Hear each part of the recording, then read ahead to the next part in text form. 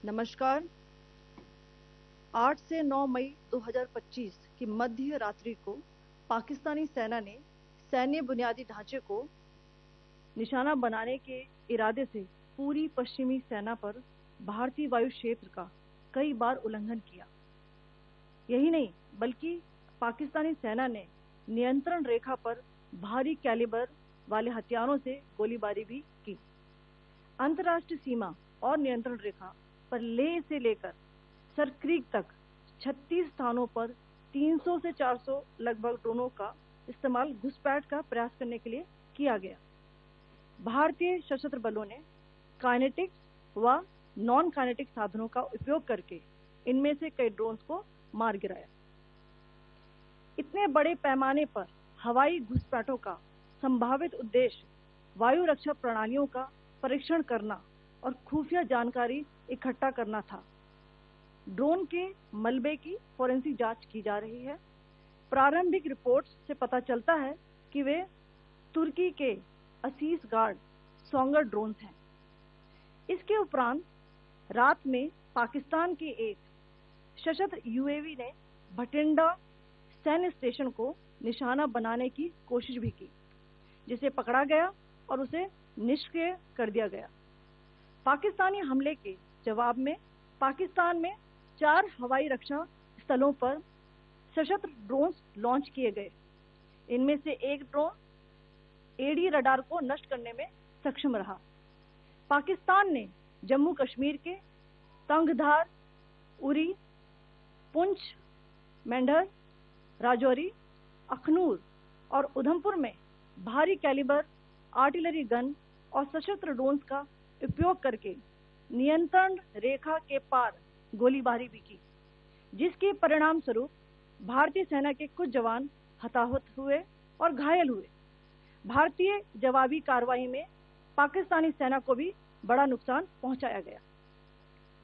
इसके अलावा पाकिस्तान का गैर जिम्मेदाराना व्यवहार फिर से सामने आया। 7 मई 2025 को रात 8:30 बजे एक असफल अकारण ड्रोन और मिसाइल हमला करने के बावजूद पाकिस्तान ने अपना नागरिक हवाई क्षेत्र बंद नहीं किया।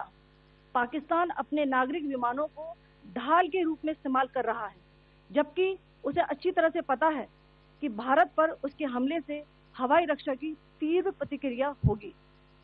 यह भारत और पाकिस्तान के बीच अंतर्राष्ट्रीय सीमा के पास उड़ान भरने वाले अंतर्राष्ट्रीय उड़ानों सहित नागरिक विमानों के लिए सुरक्षित नहीं है। यहाँ स्क्रीन शॉट में पंजाब सेक्टर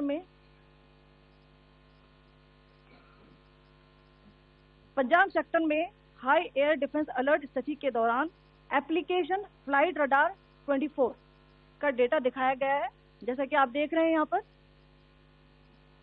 भारतीय पक्ष का हवाई क्षेत्र घोषित बंद के कारण नागरिक हवाई यातायात से पूरी तरह से रहित है।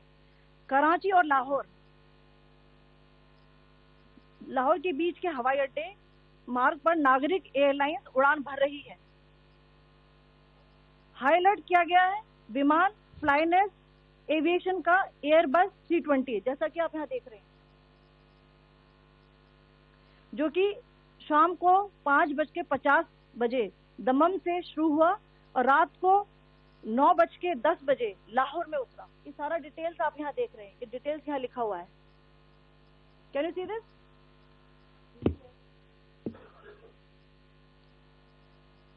भारतीय वायुसेना ने अपनी प्रतिक्रिया में काफी संयम दिखाया और इस प्रकार अंतर्राष्ट्रीय नागरिक विमान सेवा की सुरक्षा सुनिश्चित की। धन्यवाद। जय Hind.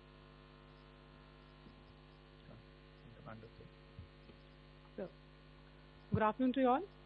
On the intervening night of 8-9 May 2025, Pakistan military carried out multiple violations of Indian airspace along the entire western border with an intent to target military infrastructure.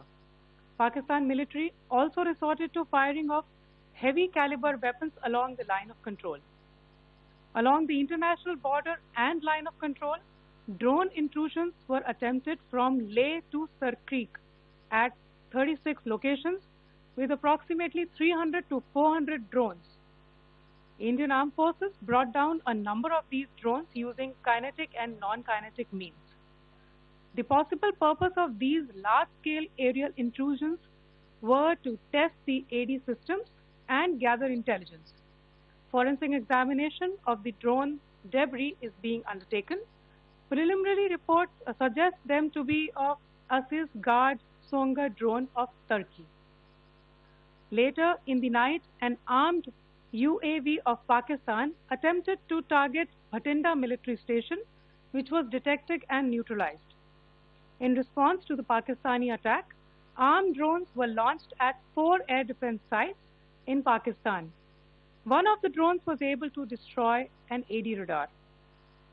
Pakistan also carried out artillery shelling across the line of control using heavy caliber artillery guns and armed drones at Kandhar, Uri, Poonch, Mendhar, Rajouri, Akhnur, and Udhampur in Jammu and Kashmir area, which resulted in some losses and injuries to Indian Army personnel. Pakistan Army also suffered major losses in Indian retaliatory fire. Additionally, Pakistan's irresponsible behavior again came to fore. Pakistan did not close its civil airspace despite it launching a failed unprovoked drone and missile attack on 7th May at 8:30 hours in the evening. Pakistan is using civil airliners as a shield, knowing fully well that its attack on India would elicit a swift air defense response. This is not safe for the unsuspecting civil airliners, including the international flights, which were flying near IB between India and Pakistan. The screenshot we just showed and we shall share with you, it shows the data of the application Flight Radar 24 during a high air defense alert situation in the Punjab sector. As you have seen, the airspace on the Indian side is absolutely devoid of civil air traffic due to our declared closure. However, there are civil airlines flying the air route between Karachi and Lahore. Amongst the other civil aircraft that you can see, we have highlighted an aircraft which is Airbus 320 of Flynas Aviation, which was originated from Dammam at 1750 hours and landed later at Lahore at 2110 hours in the night. Indian Air Force demonstrated considerable restraint in its response, thus ensuring safety of international civil carriers.